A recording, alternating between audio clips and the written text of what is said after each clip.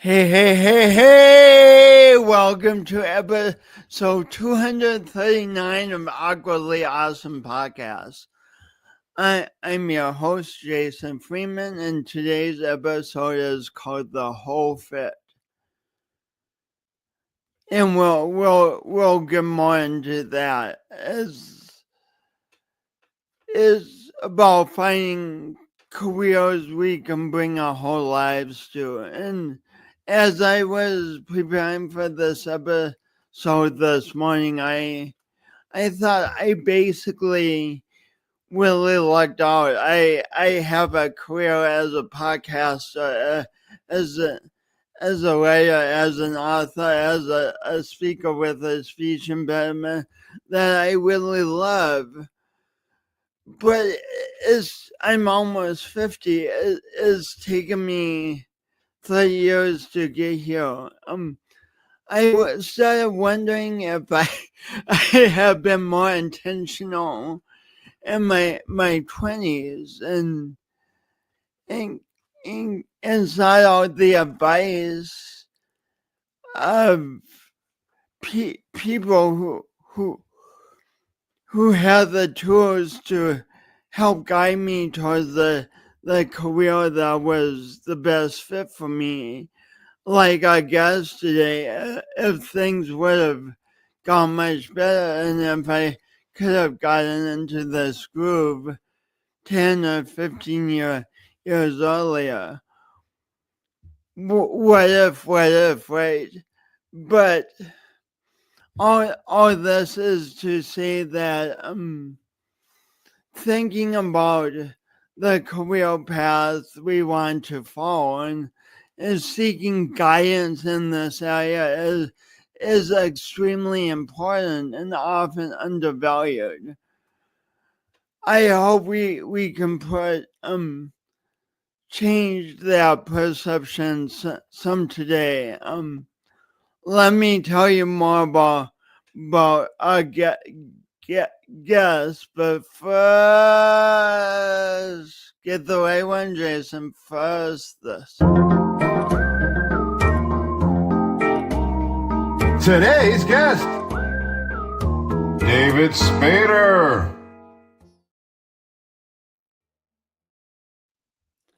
Well, welcome back.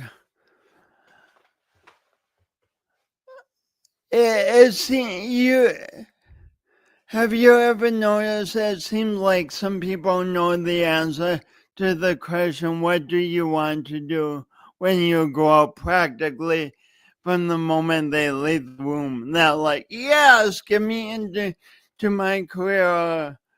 I want to get started. I want to make waves. Yet for others like my next guess, the answer takes a bit more exploring.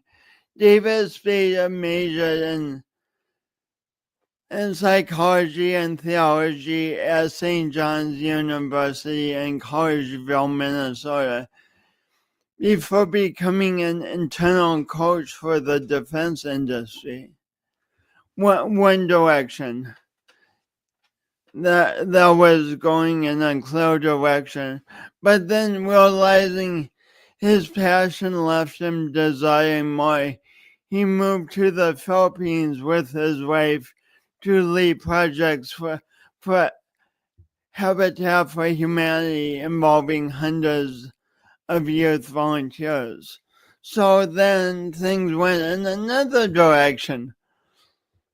Life then led him back to his hometown, Sioux Falls, South Dakota, for a while, where he developed and taught corporate coaching programs for his father's business. Yet another direction, before finally settling down on the East Coast with his wife. In 2020, David co-authored a book with his longtime business mentor entitled Conquering Unfavorable Leadership, How to Fix the 5 Common Costly Mistakes We All Make. Most importantly, David found something he could bring his whole self to.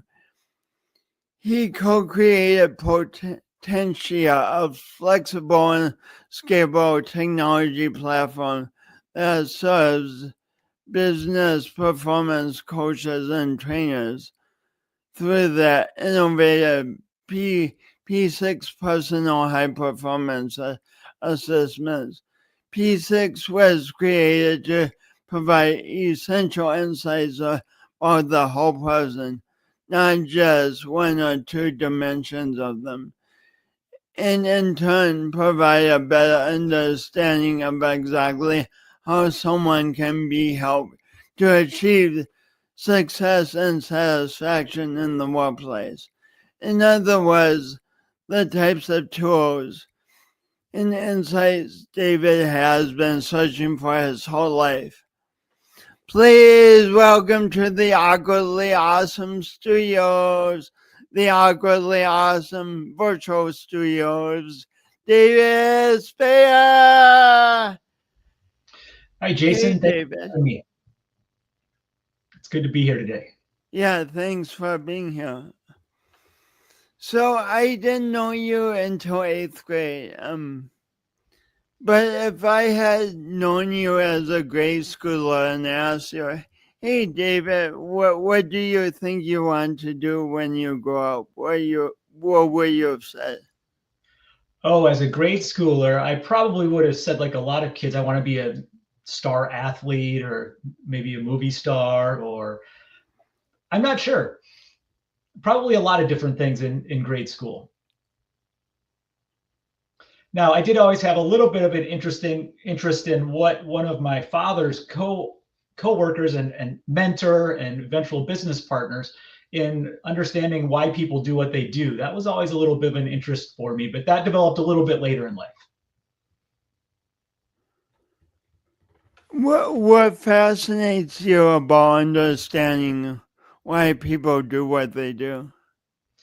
Well, I think in general, people are interesting. I mean, have you ever been in a store or at a place of work or in school and somebody did something and you just thought, why in the world did they do that? Mm-hmm. What were they thinking or what weren't they thinking that caused them to do that? So both the aspects that help them be more satisfied, successful, make good decisions, but also what are those habits and patterns and motivations that cause us to make decisions that often go against our self-interest unintentionally. And I think the way that related to us as a whole person, body, mind, and spirit, was something that I definitely couldn't put it into those words at that time, but I just found interesting as someone who wanted to, I believe, based on my parents, serve humanity in various ways. I thought that was one way to do that.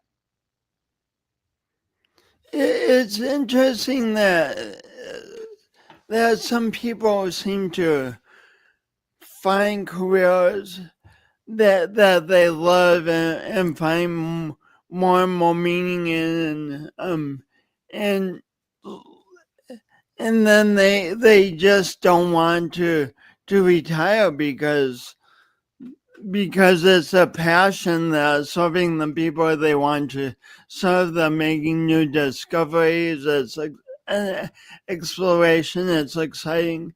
Well, other people are like, am I 65 yet? Can I retire? True. Yeah, and so one of the things we find is that at any point in life, we found that less than a third of people have the same interests, work type interests, and non-work interests. So a vast majority of us at any one point in our life have interests outside of work that are different. And so sometimes we think about those people you're talking about that know what they want to do. For them, work is play and play is work. But for a vast majority of us, especially when you look over our entire lifespan, that's not the case. So those individuals that really don't distinguish between work and play are relatively rare.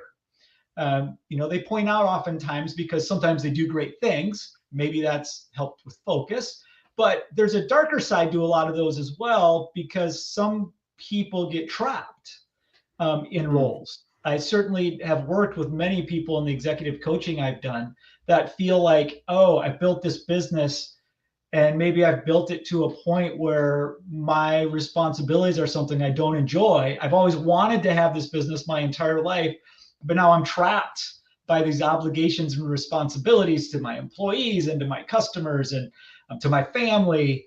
Or I know my wife worked in a law firm for a little while and got to interact with a lot of lawyers. And one of the things that she found was there were a few of the partners that had had made it. They were partners of a very successful law firm, but they weren't very happy doing what they did every day, but they were stuck. They had a lifestyle that required that type of income, and so they didn't know what to do, which isn't a great place to be either. I know. Why do you think a lot of people choose careers that are different than their personal passions? I think for a number of reasons. One is that most human beings are more motivated by their external environment than their own internal compass.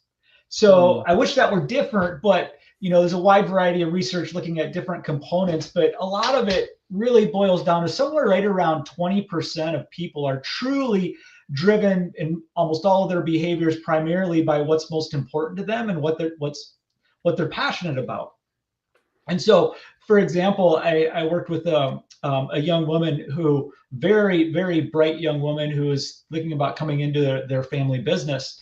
And so her parents had hired me to help with the succession process to help determine that she was the right person to run the business in the future. And the tools that came back, I was looking at them and I was somewhat confused because none of it lined up. None of her motivations, none of her what seemed to be her passions lined up with what would be required for her to do in this business. And so I asked her that question, and simply, why do you really want to do this? And it took her aback. And she stopped and she said, I guess I just always thought I would do this with my life. I said, well, let's think about, I want you to think about that a little more, but why do you want to do it other than it's what you think you've always wanted to do, or you just expected to do? You never really questioned it. Because she would have been the third generation of the family business. So she was always just around the family business. That's what you did in your family. You went into the family business after you graduated from college and went to school. It was just a given, something you didn't think about. Yeah. And so she came in the next morning after I encouraged her to really think about that night and let's talk about it in the next morning. She came in, she said, before we go through all this other stuff and talking about the business and me getting involved, said, I want to sit down with you and mom and dad. And I want something. I came to an insight last night. And so she sat down and she said, listen, I realized I don't really like the family business last night. The only reason I wanted to come into it was because from the time I was knee high to a grasshopper, I sat on grandpa's lap and he said, someday you're going to be the third generation running our family business. I'm so proud of you. And she said, I never considered anything else. Now that sounds crazy, but we all have these socialized expectations that we often haven't dug a little bit deeper to. In a totally different example, I remember my wife being in medical school, and they had one of the professors questioned one of her classmates about whether they should treat or not treat a patient based on some diagnosis, and he said, "Well, I would not treat." And so the professor challenged them, the doctor, and said, well, then why are you a doctor if you wouldn't treat them?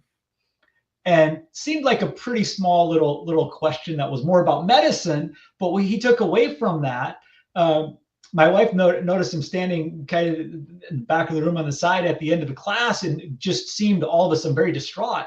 And he said, what's going on? And he's like, I'm not sure why I want to be a doctor.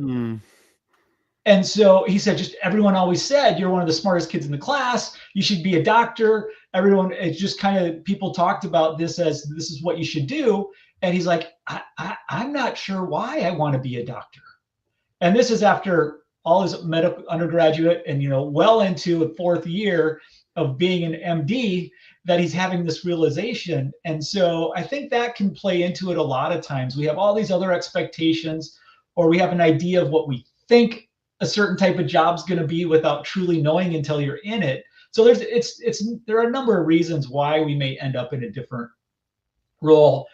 And we talk about being a whole person. One of the other things we know about that is that our values affect our interests. Okay, so our personal value system. And so that can change over our life. Because if I were to ask you, Jason, do you have the same values today that you had when we met in 8th grade, or have your values changed some? Yeah, everything has like expanded and changed. Yeah. And so those values, what's important to us and our purpose also changes and can change what we're most interested and passionate about at work. So while you talked about my very curvy path to where I am today, there are certain threads through that didn't change, but there are other threads that did. And so understanding what are those components that will change in our being and our whole self, and which are those ones that may change based on our life experience, can be important. Particularly because the things that don't change are often our most core energy. And so certain types of work, for example, if you're an extreme introvert, and you had to lead podcasts all day, every day, how would that go for someone who's an extreme introvert? Probably not be great.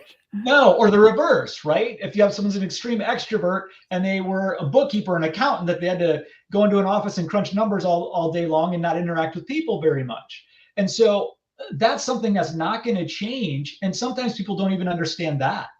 I had a executive coach client who asked me to do a little work for his daughter, or work with his daughter. She was finishing up her undergraduate degree, and she was looking at what's next. What should he go? She wanted to get a graduate degree of some sort. She was thinking about going into a PhD program. And so we looked at this, and one of the first things I looked at was that introvert, extrovert, relating, controlling, these two things, which are pretty common in most models of behavior, many models of behavior, but those two things don't tend to change much over our lives. They tend to be kind of a core, and this goes to research from Jerome Kagan at Harvard from years back, and many other researchers on temperament and disposition and all these different parts of our being. And I looked at that, I said, well, this is interesting. You seem to be very relating, and you're talking about going into academia and teaching sociology and looking at these big studies and all this data analysis and writing lots of papers. It seems to me you just are most energized and like life most when you're next to somebody helping them. And she said, yeah. I said, so why do you want to do this? She said, well, my professor told me I was really good at it. And I said, well, does your energy go up or go down when you think about writing a paper? And she's like, oh, it sounds terrible. I said, well, then why are you going? This doesn't make sense to pursue a career where this becomes your life. It seems like what you're most passionate about now, and it may change, is you are more concrete than abstract. That was another thing. And so you like to physically be with people, helping them, not have an intellectual interest in changing the world and these big systemic issues, which are more conceptual and how to influence that, but you just want to help someone. She said, yes, I love that. That's when I'm most excited and energized. And so she changed her direction from going into a master's and PhD in sociology to social work. Now, does that mean after 10 years of social work, she's not ready to go back and do that? It doesn't. But at that time in her life, we do know that some of those things aren't likely to change, that she's more people-oriented than task-oriented, not likely to change over her life. So those are just some examples of, with the right tools and concepts, we can really help understand what's going to work for us and what's not going to, and then everything in the middle. Because there's usually a lot in the middle for most of us. So with these examples, I'm nodding my head and going, oh, obviously that makes sense. But when any of us are in the thick of it and trying to figure this out all for ourselves, it just doesn't always. It's not always that intuitive. It's not always that common sense. In fact, it can be downright confusing. Yeah. And well, the first thing I'd ask, Jason, is common sense very common? And most people say no, but so which I'm not sure what that tells us about our own common sense. If we expect people to have common sense, but it's not very common. Um, um, but it's also interesting though, when you talk about some of those people who know that narrow, this is what I always want to do. That's not most people. Okay. Most of us benefit from having a wider range of experiences as well to find out what we're truly passionate about. And sometimes it has to be a trial and error experience. I know in your introduction, yeah, maybe it would have been great looking in hindsight to become a podcaster 15 years ago, right? Like that's possible, but it's also possible that without the experiences you had in those 15 years, you wouldn't have understood, appreciated, or been as good at it. Because that helps build that. Like my wife is a great example of having to try lots of things first. I mean, political and social thought undergraduate. Only science class she took in college was astronomy. No interest in medicine at all. Undergraduate, graduates, works for a consulting company. They love her. She's really great. She decides this isn't what I want to do. They're trying to promote her, and she says, "Nope, this isn't for me." Decides she wants to maybe be a lawyer. So she said, "But I want to work at a law firm first before I go to law school." So worked as a analyst in a law firm and did some really interesting work. And she found it interesting, but realized, I'm going to end up doing the same thing my entire life. There's something else. And then she had the opportunity. We got married, and shortly thereafter, we got the opportunity to go overseas, where she ran a nonprofit, and I worked with Habitat for Humanity. So that's when we moved to the Philippines. Totally different route again. So far we have political and social thought, consulting, and so business consulting and research, law, and now you have the nonprofit world. And it was at the end of that she wasn't sure what she wanted to do. And I said, well, just go get your MBA. An MBA isn't bad. So that'll open all kinds of doors. If you're not sure what to do, just get that as a ticket to get in a lot of doors. And so she got accepted to several great business schools all over the country. And then one day we had a conversation, and we were across the world. Actually, she was back in the US for a conference. I think I was in Korea or Thailand or somewhere. And we had a brief conversation. He said, I know, David, you're going to think it's the career of the month or the career of the day or of the week. It's like, but I want to be a doctor. And for us, suddenly it all fell together. We thought, a lot of these themes have all fallen into place. That makes sense. Okay. And so I don't know if she would have gotten there. Same thing. If we had these tools and others, maybe would have gotten there earlier? Maybe, maybe not. But she's also so much better of a physician and a physician leader because of all those other experiences that she had. And I think it gives her a broader and a different perspective as well. That's really helpful in her profession now. So that's a fascinating story. And since she persevered and kept asking the question, she is now doing amazing work she's aligned with, work that just helps so many children and families, and it's amazing. And she persevered. So David, I'm going to put up a graphic in a minute that you're very familiar with. Sometimes when we see a graphic, it can seem like we nod our heads again and like, oh, that's common sense. But common sense isn't that common, as you say. Before I put the graphic up, please tell me a little bit about all that went into creating the graphic. Yeah, so I started working with Dr. Michael O'Connor, who was an academic first and then went into the corporate world. And he spent his entire life building an organization called Life Associates and then Life Consulting. But Life, L-I-F-E, stood for Living in Fuller Effectiveness. And so Living in Fuller Effectiveness. I like that. Life. And so from the time he was 12, he had a moment in his life where he lost someone close to him in his family. And he asked the question, what's most important to me?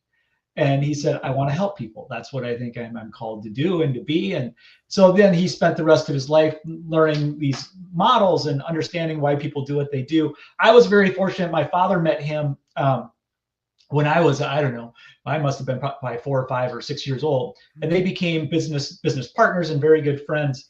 And so he's been my mentor, and this is a model that he's largely developed. And I've been fortunate enough to help work with him over the last 25 plus years now, Wow. and helping refine that and expand it and continue to make it more applicable. But what it really came down to is 2 things.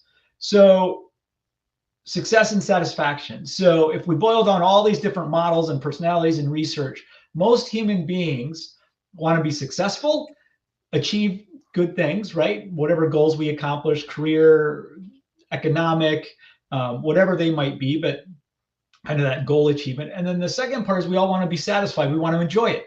We want to have healthy relationships. So sometimes we think we have to definitely trade satisfaction if we want success. And sometimes we may short term. And then the question is, so if you think about this as a formula, we came up with this formula, which is success times satisfaction equals fulfillment or sustainable performance. And so and they're multipliers, right? If either one of them is 0, you might be able to do it for a little while, but after the equal sign never gets better, right? And so we can do that, but it's going to cost us as humans. It's going to slowly whittle away at our mind, body, and spirit, literally our soul sometimes.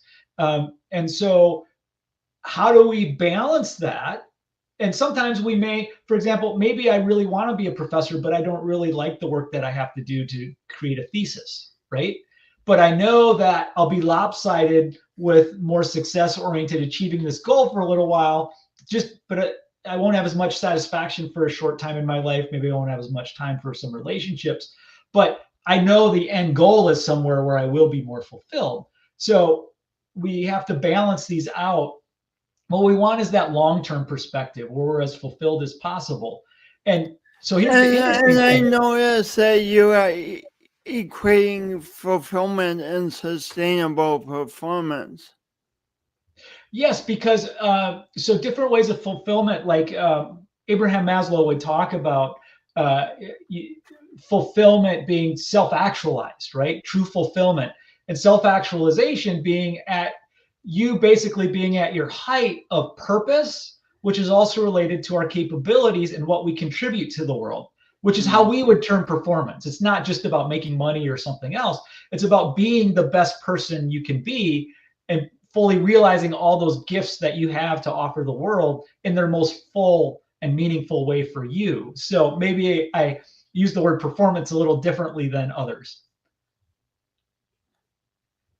So you're talking about really whole person performance, like correct. And here's as you pull up that graphic, it's really interesting as well, Jason, that one of the things Michael O'Connor realized and identified was that we actually, almost all of us, tend to have a bias towards more success-oriented behaviors and satisfaction-oriented behaviors.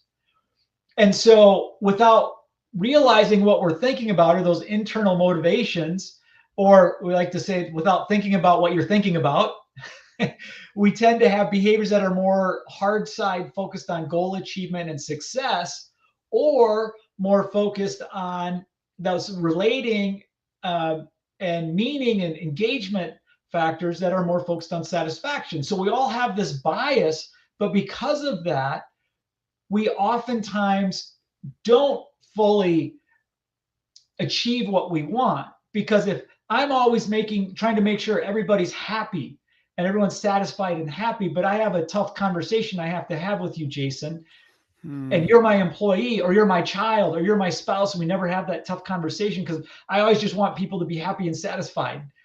Well, we're never going to achieve what we could as friends, right? Or as whatever relationship we have, and vice versa.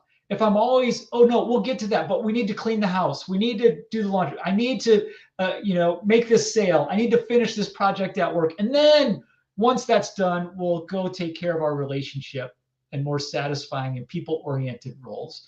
Well, that bias can lead us in very different directions quickly. So the balance is the difficult, because almost none of us naturally have a balance of success-oriented motivations and satisfaction-oriented motivations and capabilities. Almost none of us, you said, naturally have a balance between success-oriented motivation and satisfaction-oriented motivation. Yep. Wow. Yeah. And those related capabilities. So it takes some conscious thought or luck. And some people get lucky and figure it out by osmosis or intuition. Okay, but we can speed that process along a lot of times and help grow individuals when we understand what some of those core motivations are. Yeah. So what are we looking at with this P6? Well, so we're saying there are 6 fundamental factors you want to look at to be fulfilled human. And some of these, depending on where we are in life or what type of career, we'll have to emphasize one or more, but usually 2 or 3 of these are going to be core to something occurring in our life that are going to be part of either the dissonance or resonance of what's going on in our life, whether it's working or not working.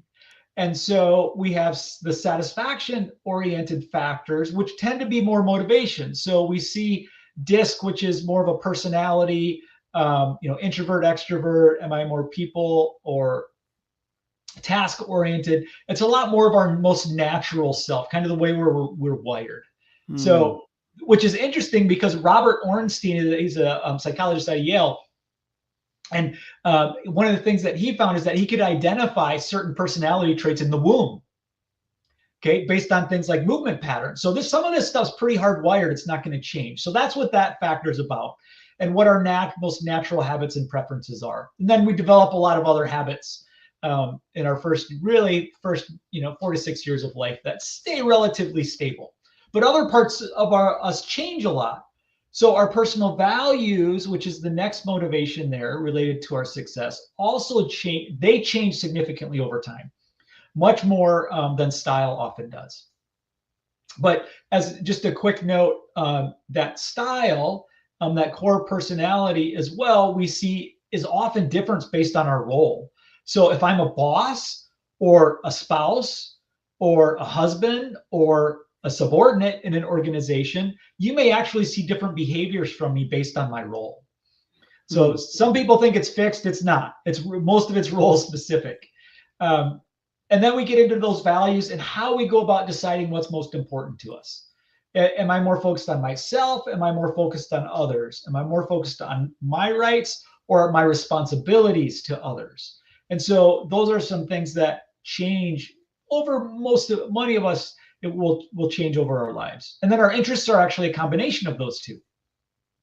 So interesting, I worked with an individual who's a friend of ours, and he spent a lot of his time, I won't say what field, but was very success oriented and worked very, very, very hard and did very well and was able to retire at a young age. Before he was 50, so I'm not sure what he did that we're not doing, Jason. Mm-hmm.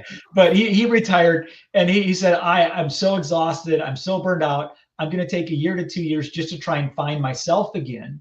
Mm-hmm. And now I feel like I need to spend the rest of my life making up for the work I did before, right? And so he was talking about values-wise, it wasn't fulfilling to him, but he still felt an obligation to humanity to do good for him, because he felt like his other profession was good about creating a financial stability for him and his family, but not a whole lot else.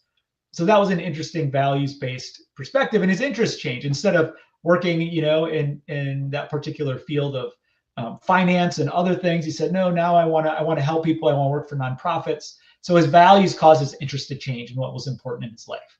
So those three things. And then how would you say the DISC play play into that decision?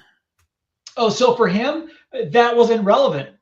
Okay, so, well, I won't say it wasn't relevant. The type of work played into it a little bit, right? Because he's kind of a no nonsense kind of guy.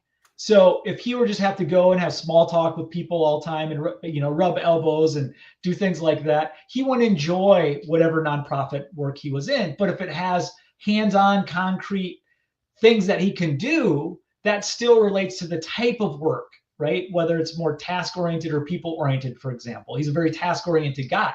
So he needs to have those tasks and be in charge and control of making things happen. So that never changed. That's been in him throughout his life. But the type of activities, which were his interests, did change. Because if you get that wrong, it goes back to that introvert-extrovert example, right?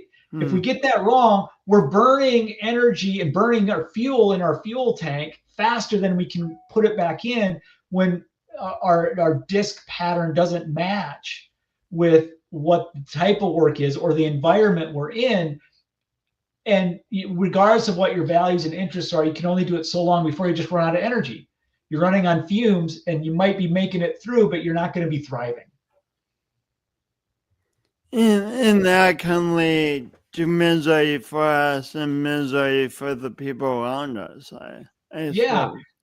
And that friend of mine, you know, for the last 5 years, he's like, every year he's like, I just can't wait. I'm counting the days to be done. I'm running on fumes. I'm barely getting through.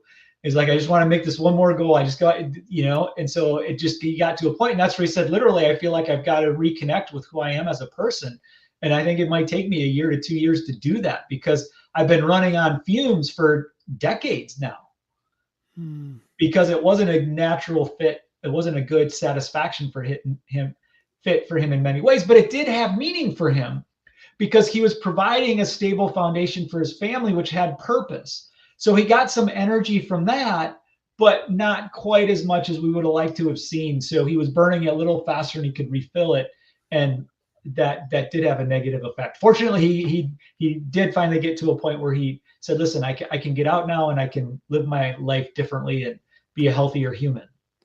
I mean, this is an example. What if he had your tools when he was in his 20s?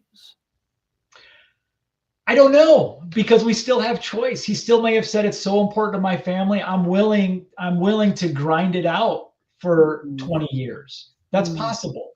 And maybe that was the right choice for him. That's why we don't make judgments necessarily about those decisions. We just want to help people understand that. Now, what may have been different is we maybe could have, if he chose to make that same decision, we would have said, okay, so now let's look at, given the limited amount of time you have because this job's so demanding, what are the things that can re-energize and refresh you quicker? And let's make sure we create a little bit more sacred time there instead of always giving to everybody else, because he always put everybody else in front of himself.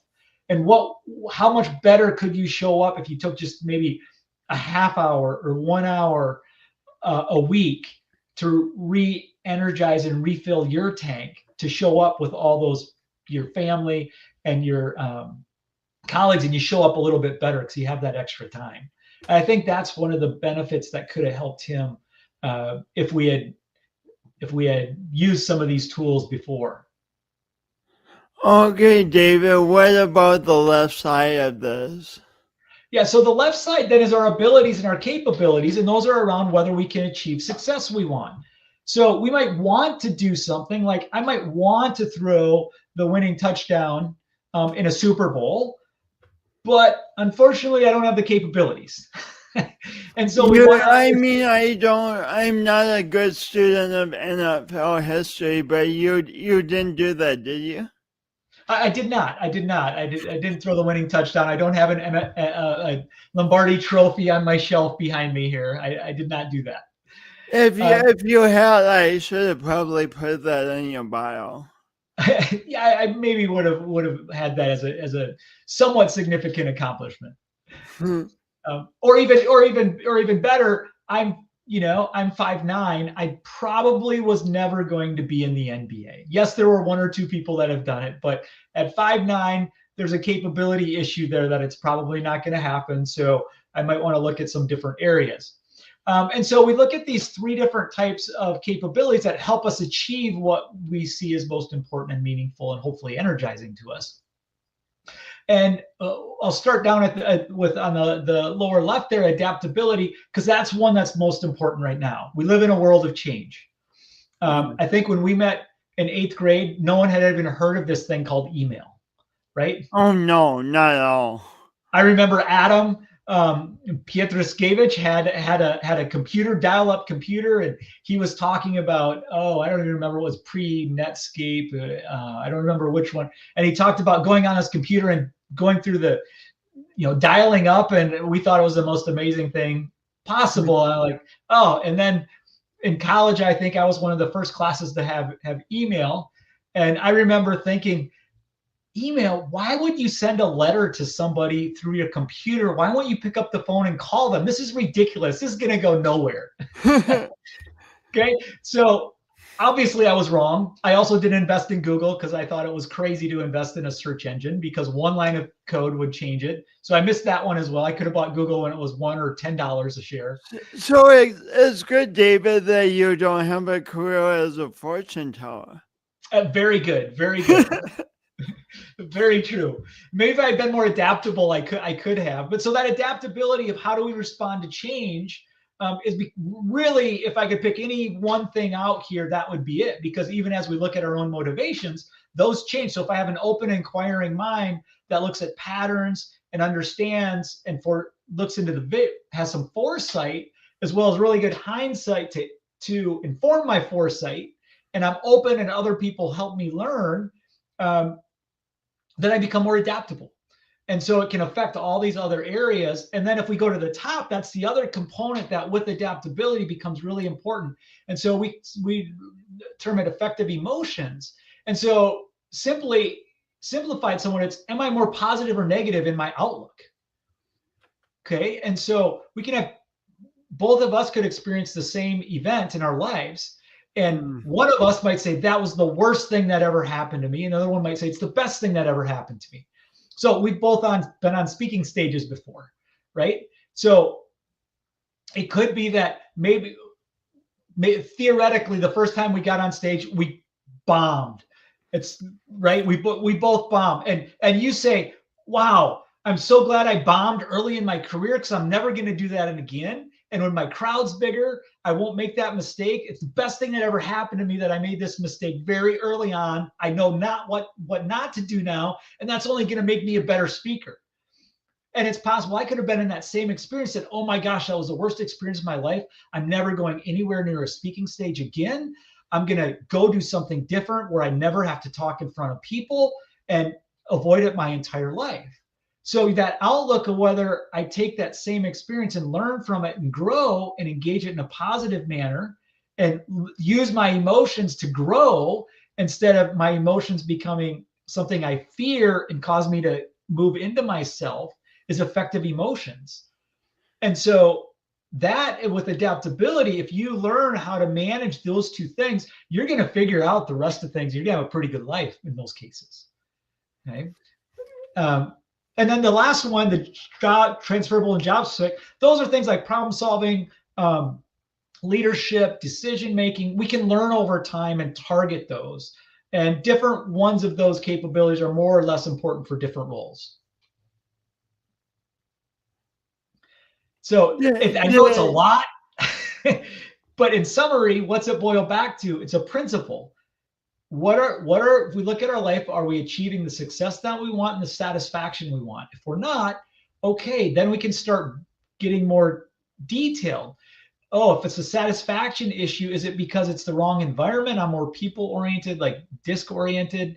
I'm more people-oriented. My job's more task-oriented. Is it values? I don't find what I'm doing meaningful. Or is it interest? The type of work just isn't something I enjoy and that I'm passionate about. One of those three will usually be the root cause of why I'm not satisfied. Or is it talents, like going back to you being in the NBA example, like that's just not your talent being a tall basketball player. Correct. The kinesthetic talent. I don't have that, right? I don't have a 36-inch vertical. Me neither. Sure. Oh, I don't want that one. So, it occurs to me, especially in I guess in all these examples, but maybe most pronounced in the examples you share with doctors, like your wife's classmate who got that question and after class, well, hey, I don't want to be a doctor, or else your wife like calling you across the road and going, hey, David, I think I finally figured it out. I do want to be a doctor. Like these decisions about our careers don't only affect us as individuals. They have huge consequences. Yes, absolutely. And the important thing is, if we go back to that P6 and effective emotions, is that we don't beat ourselves up. That is the most important thing about if we made a decision, we look back and say, oh, if only I had done this 10 or 20 years ago. And oftentimes it's part of the journey. And do you know who Thomas Merton is? The monk? Yeah. Contemplative monk. And so he has a writing in one of his books, No Man is an Island, a great chapter on vocation and what we're called to be and who to be, and as we try and find our way through this world. And one of the things he says is that our vocation is not a Sphinx's riddle, which must be solved once or else we perish. Indeed, many of us actually find that moving from vocation to vocation was in fact our vocation. And so I've always taken comfort in that, maybe because I can make lots of mistakes and still think that they're going to have purpose. But more so, I think it's because, life's not simple. We're not simple beings. We're complex. We have lots of needs, passions, motivations, desires. Sometimes they conflict. Sometimes we're aware of them. Sometimes we're not. But what really makes a difference is, how do I continue to search to be the best me I can be? And then how can I help others do the same so that together we all end up in a better spot, right? And so, and how do we continue to grow from each other? And I think that's probably the biggest lesson. Yes, there are a lot of tools. Yes, there are a lot of models. They can be overwhelming, but there are resources out there to help us with those. And sometimes we won't get it right. But it's sometimes you'll realize later that not getting it right was one of the most important steps in our lives to help lead us to something else. Sometimes you'll realize later that not getting it right was one of the most important steps in our life. Wow. Yeah.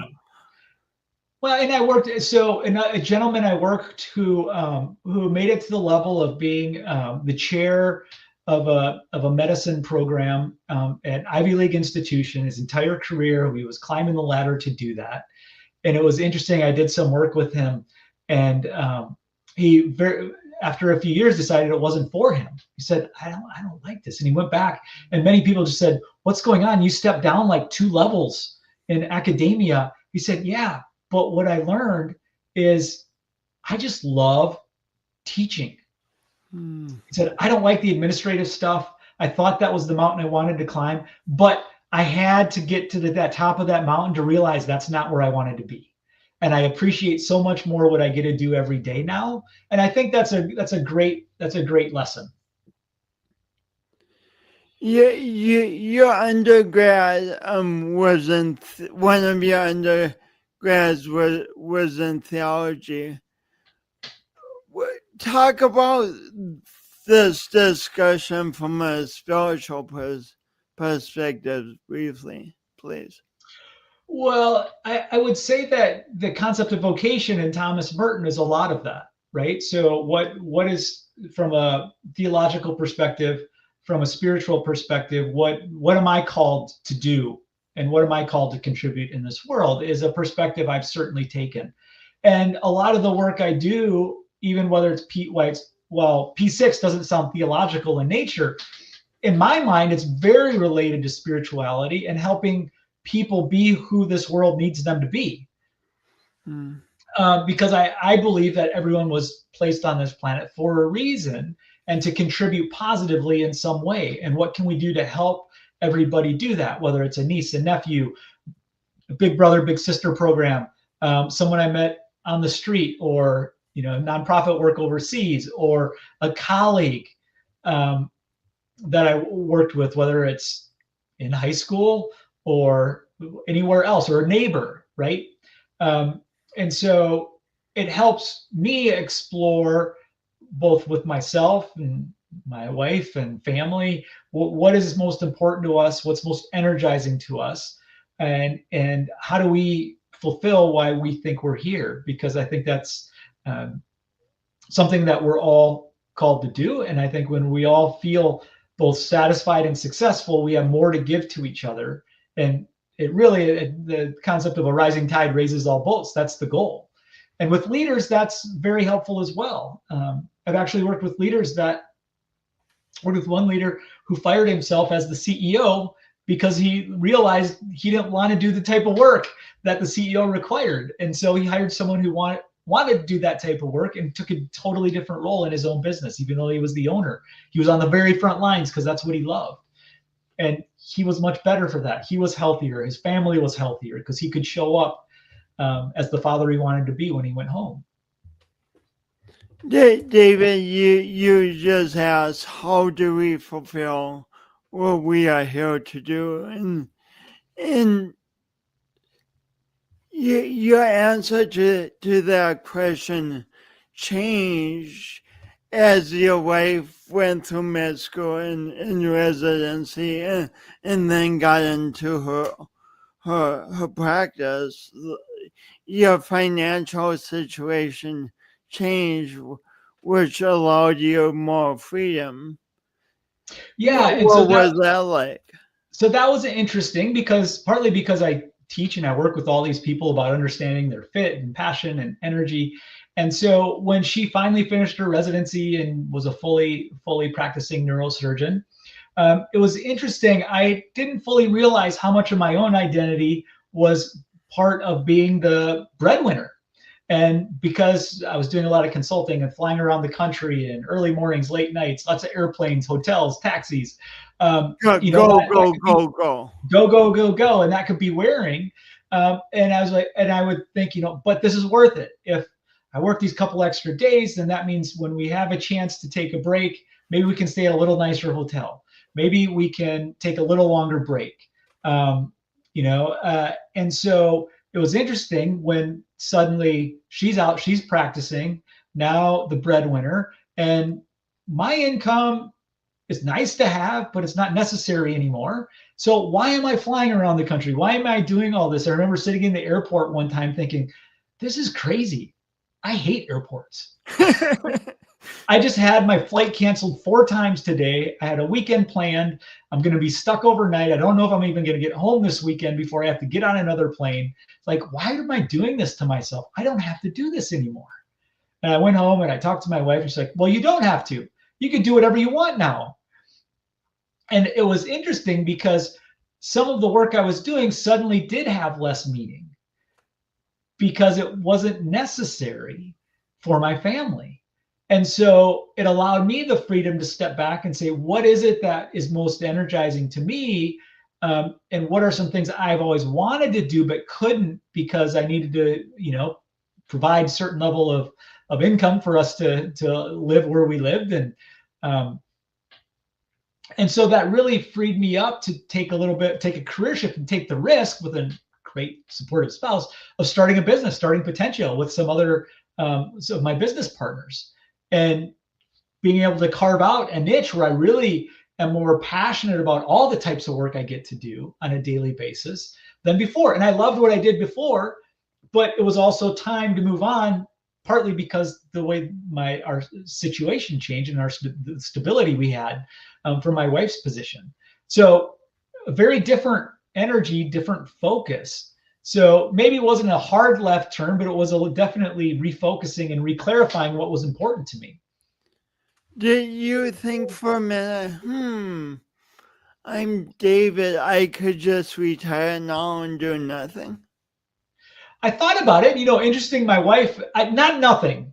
So I understand myself well enough to know that nothing's not going to work for me. I'm not going to be able to just play golf and go fishing, and that's going to be fulfilling for me. It would have to be significant nonprofit work. I would be contributing in different ways. I would maybe golf and fish a little bit more, but it certainly wouldn't consume all of my time. I would have to be active in something. But my wife said that. She's like, yeah, why don't you just quit and volunteer and do what you want? And she's like, it would be really nice if every night I came home and you had dinner waiting for me. She's like, that would be great. I would love that. It's like, that's interesting. I never thought about myself as being the spouse that was, doing that. But that was truly an option that I had never thought about before. Because it wasn't an option for us, right?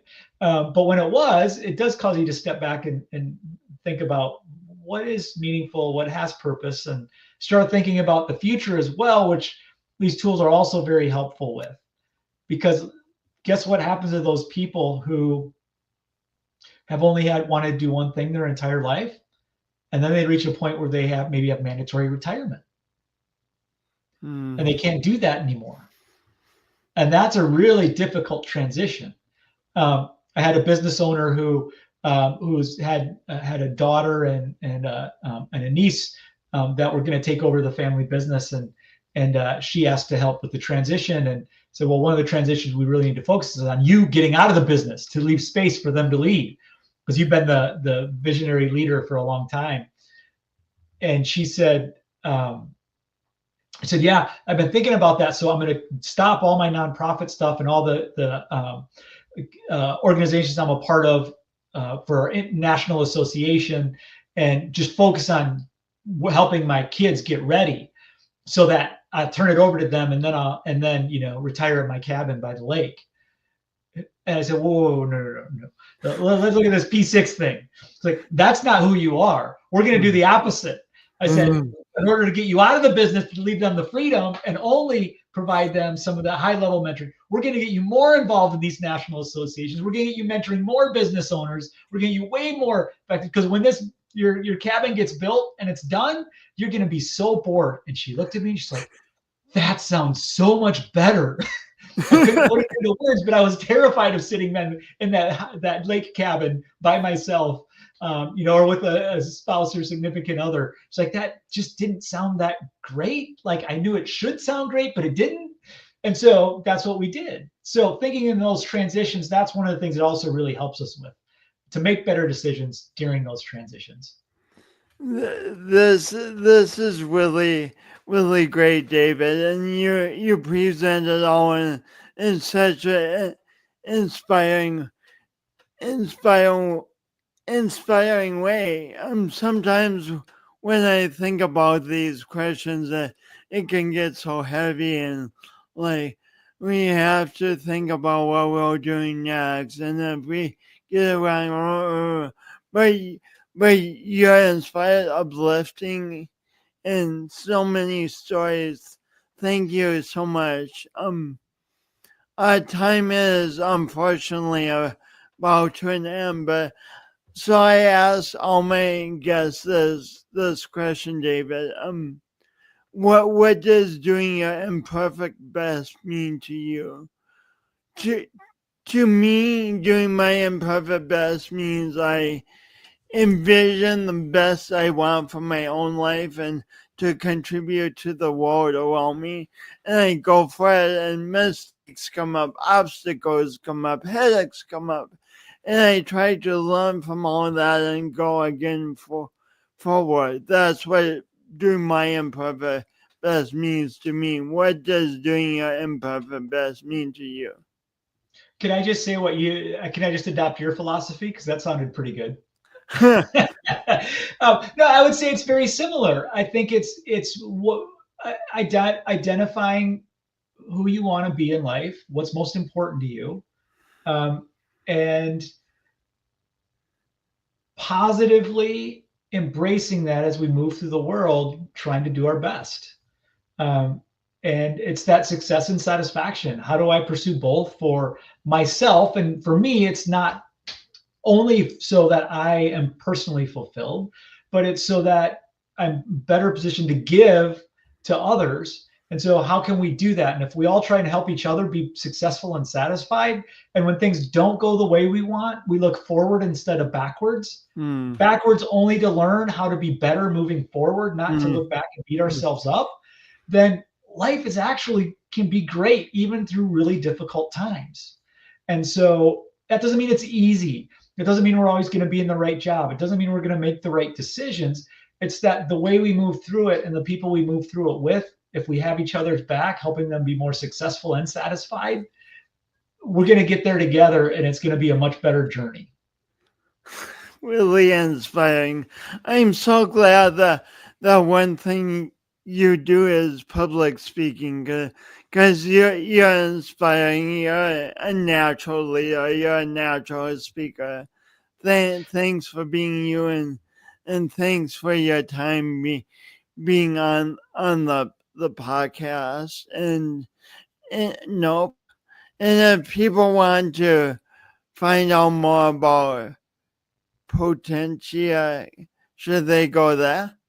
That's it. Potentia.solutions. That's it. It's not .com, it's .solutions. So, and thank you so much for having me, Jason. I really enjoyed the conversation. Oh, so there's no .com? Nope, that's it. Potentia.solutions. That's the suffix is .solutions. Oh, that's like I get it. So .com or .ai or .net. It's .solutions. That's really fancy. Oh. We can talk about why we ended up with that some other time. Okay, nice. Thank you so much, David. And please stay on just for a minute as I end the broadcast. Things need to upload. Absolutely. Thanks for having me. You're welcome. Thank you. And thank you all for tuning in. And whether you're watching this live or watching this 10 years from now, and thanks for considering this conversation. Please leave comments, both because we enjoy them and for the other viewers. And most of all, thanks for being you. Tune in for another episode of Awkwardly Awesome Podcast next week. Thank you.